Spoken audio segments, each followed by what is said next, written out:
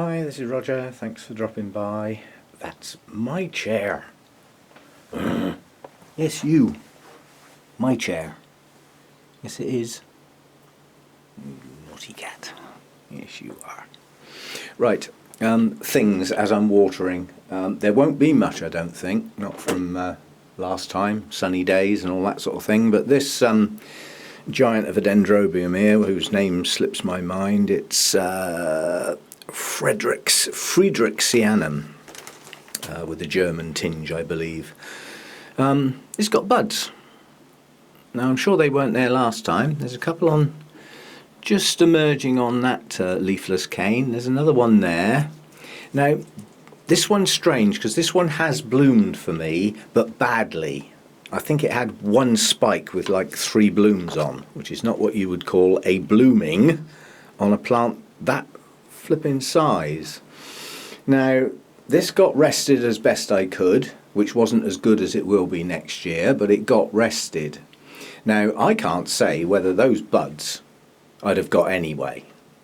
I have no evidence to say that the rest generated those couple of little buds, which is not many. But 2 of the older canes have got signs that they're going to bloom. And they are old canes too. All these ones with leaves on are my canes from last year. And it grew incredibly well. And quite honestly, that's where I was expecting the buds to be. But I don't believe they are going to be. I think this is either going to do a later in the year blooming on those canes, or those canes are going to bloom next year after they've dropped their leaves, which gives me a better clue as to how the cycle of this one actually works. I mean, a lot of the my mouth won't work, deciduous dendrobiums, they grow their canes, they grow all their leaves, and then the following year they keep those leaves. They feed the plant and help generate new canes. Yeah? And then in that following year, in other words their second year, they start to drop their leaves at the end of that season. Then those canes go into the rest and come out the other end with the buds. So if you think about it, if that's the cycle of this plant in particular, because they can all be slightly different, you know, you've got to sort of, that's why I keep notes. If that's the case, then when this comes out of its rest next year, we should have buds on 1, 2, 3, 4, 5 large canes. Now that will be a good show. So I think this year, even though I rested it, I may not get that good a show because the previous 2 years now, canes weren't very large. You know, now they are. So we have got a, you know, these are full-size canes now. I don't suspect the canes on this plant will ever be any bigger than that. Certainly hope not. I won't have room to keep it. It's bad enough trying to find somewhere to put it now. Anyway, we have buds. Not many, but we have signs. And those signs may precede more buds. I don't know. I've only just spotted them. But yeah, they won't be kikis on this plant, I don't believe, simply because this plant has never produced a kiki. I don't believe it's prone to them. So they are going to be bloom spikes. Embryo little bloom spikes on the end of my thumb there. You probably can't even see it. Tiny little green speck. But that one you can see. So, buds on that one then. Oh well, a partial success for resting it. As I said, I might well have got those buds anyway. Who can tell? Now this little plant's doing something strange. This is Sophronitis cernua, and in fact I just lied. It's been reclassified as a Cattleya now, so it's Cattleya cernua, whether we like it or not. But that new growth, see now, if I didn't know my plant, I'd think, ooh, whoopee, I've got a sheath. Well, no, I haven't. That looks like it's going to put a growth out with 2 leaves on, and it hasn't done that before, as you can see. Single leaf little pseudobulbs. So that new growth's doing something strange.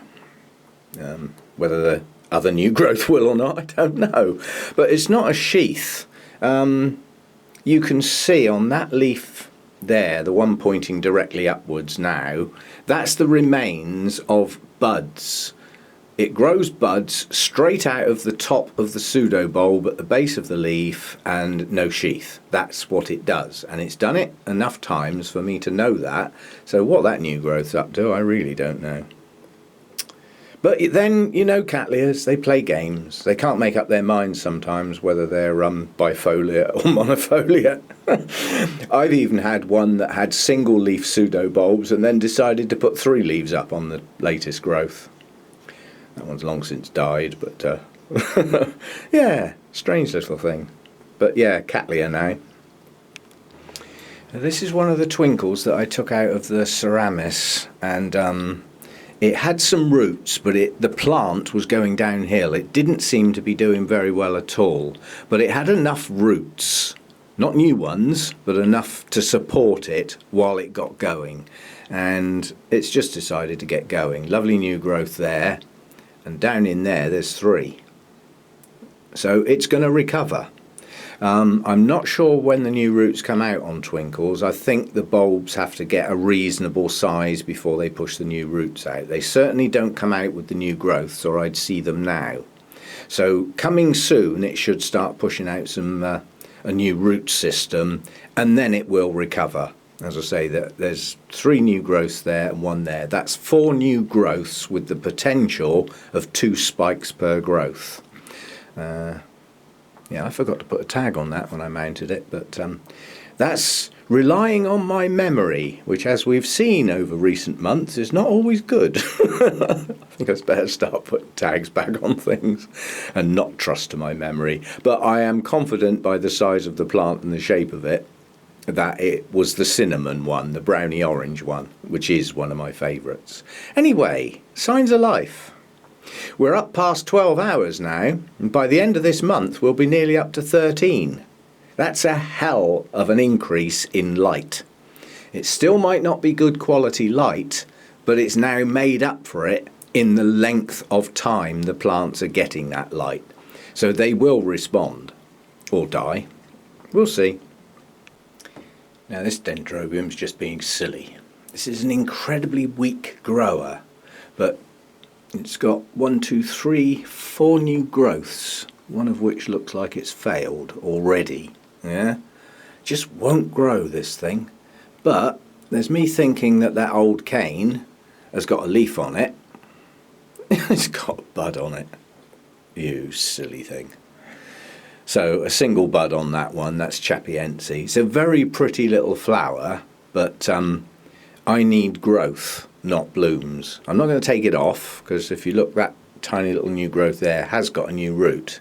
Now if these new growths can do that and get itself a decent root system instead of what it's got now, which is poor, then it will pull on. But I've had this several years now and it just won't grow, just won't get going. It does, you know, I mean, that was a cane last year, not bad, but, you know, nowhere near the size of some of the older canes that somebody else grew, by the way. Perhaps I'll have to go and have a chat with them. Anyway, we have a bud. That'll be nice. Not quite sure what this is up to. This is Epidendrum nocturnum, and it's doing something at the base. Now, I would like both of those bits of green to be new canes and not new roots. It's got enough roots for a plant that size, and it certainly had enough roots to grow that new cane. Now that damage on those 2 leaves was bugs when that cane was tiny. You know, those would have been the first 2 leaves to come out of the growth, and they got at, basically, and it's left that coloration on there. But the rest of the cane has grown quite nicely. Never bloomed for me, and I haven't got a clue how big it's got to get before it blooms. I do know that it's scented when it does bloom. Should I say if? No, come on, be positive. When? But anyway, that's got signs of life. As I said, I hope that isn't 2 new roots. I hope it's 2 new canes. That would be much better for the plant. And when those canes push on, then you can have some more new roots. But you don't need any at the moment. Let's put some energy into the plant. We've got enough roots. Another non-bloomer. It's funny, when I'm watering, I start thinking about things like this. How long have I had you, and have you bloomed yet? Do you justify your existence? Well, in this case, yes, see, because this is doing something sensible. It is growing new canes, bulbs, and it's growing new roots at the same time. Nice big fat ones. Yeah, I can live with that. So it's got 2 new growths coming and some new roots pushing out. So, yeah, and hopefully those canes will bloom. That would be nice. Bulbs, sorry. I mean, my Dendrobium head's on. That's Bifrenaria harrisoniae. And it's a strange looking plant. But anyway, let's get some new growth on it and get some new roots and see what it does.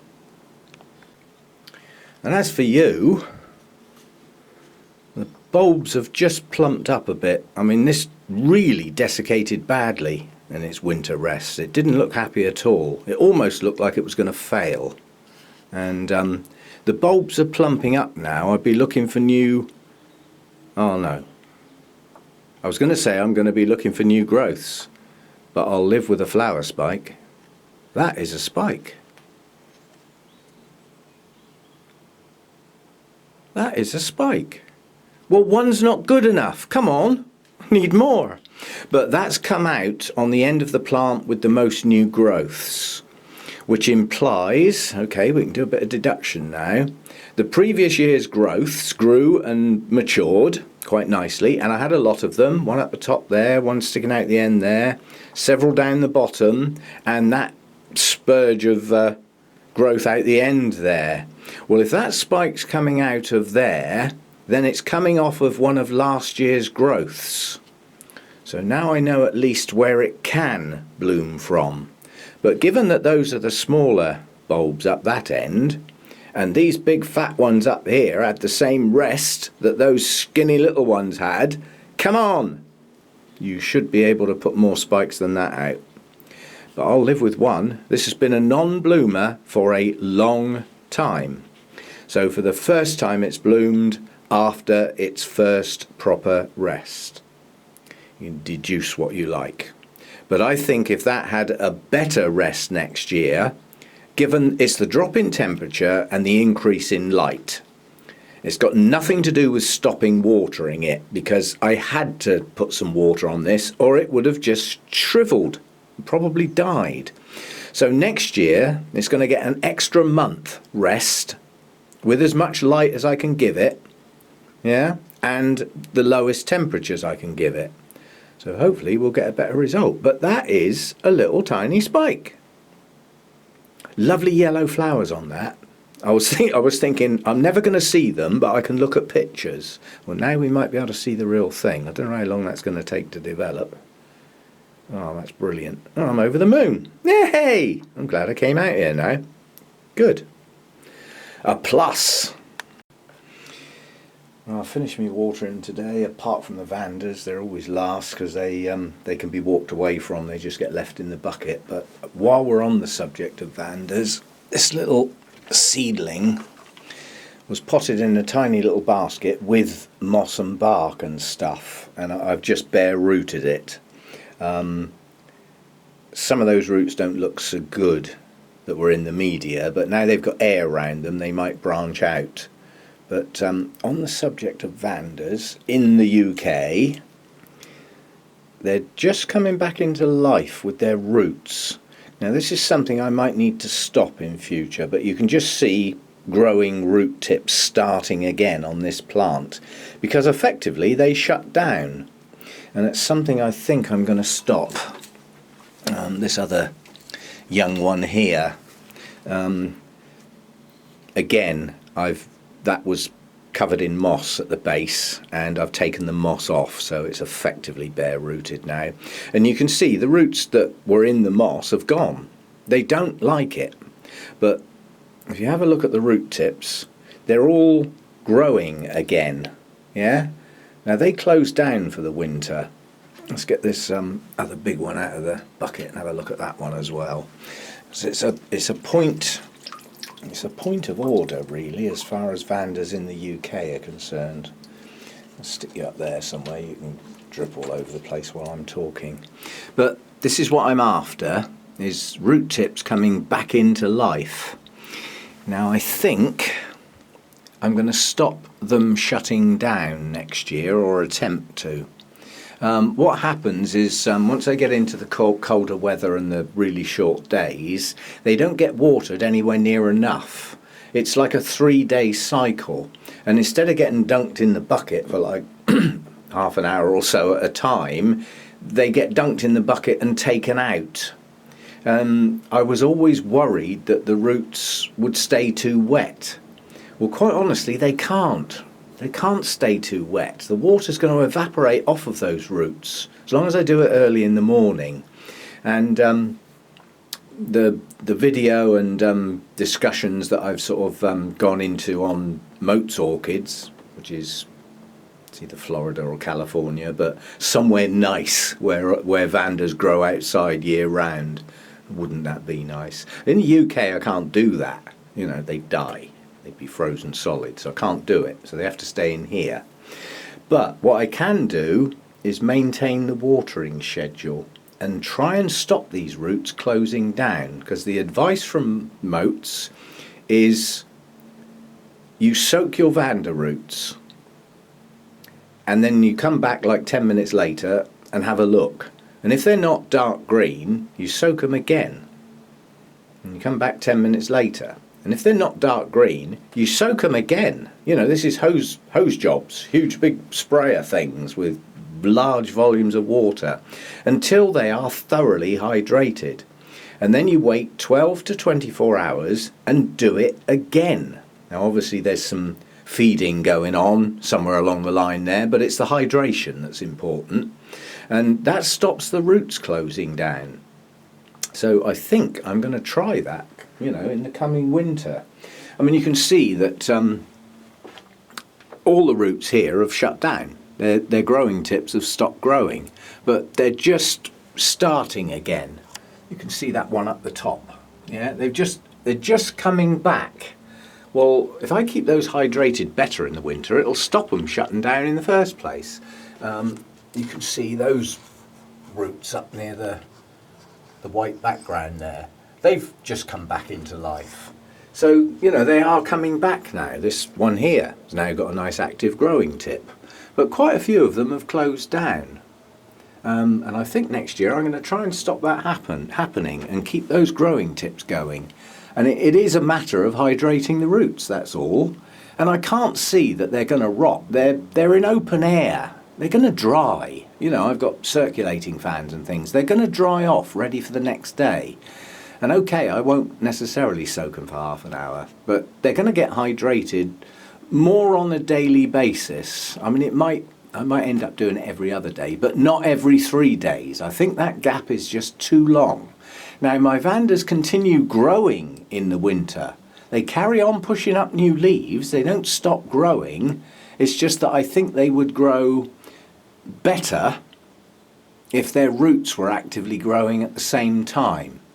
So I think I'm going to give that a go next winter when it comes. Let's get spring and summer done first, but I do plan ahead. It's just the way I am. Okay, so that'll do for today, and I'll see what else I'm going to do. This nester has got to be mounted, and I think the time has come. Now, I got visitors at the weekend, so if I don't do it today, it's going to be next week. These buds are starting to extend now, and in the process of mounting, I don't want to knock all them off. So I don't want to let them get any bigger. So I may well do that this afternoon. It's got a couple of new growths up in the pot, and now would be a good time to get it done and get it settled on its mount into its growing season. So I'll probably do that later on today.